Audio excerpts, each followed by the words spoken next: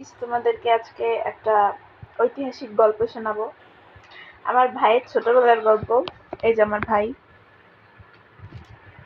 গল্পটা হলো, একদিন আমার ভাই ছোট থাকাকালীন আমি ওকে কোলে নিই। আমিও তখন ছোট, কোলে নিই। তা একদিন মা ঘরে নেই, আমি ওকে কোলে নিতে গেছি। তখন ওর বয়স কত হবে, ওই 2-3 মাস।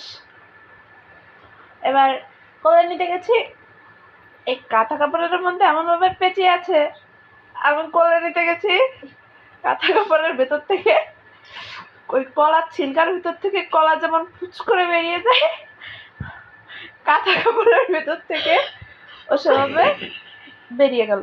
বেরিয়ে মাথাটা উল্টে পা উপরে দিয়ে পড়ে থাকলো।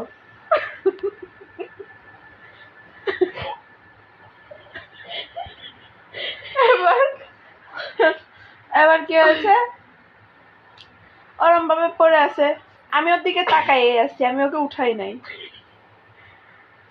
তারপরে যখনই মায়ের পায়ের শব্দ পেয়েছি গাইস, তার তড়ি ঘড়ি করে ওকে উঠিয়ে আবার সেই কলার ছিলকার মধ্যে কলা রেখে দিলে যেমন হয় তেমন কাঁথা কাপড়ের মধ্যে ওকে রেখে দিয়েছি। রেখে দেওয়ার পরে এরপরে মা এসছে, বলছে কিরে ও কান্না করছে কেন? ও মা খিদে পেয়েছে, তাই কান্না করছে।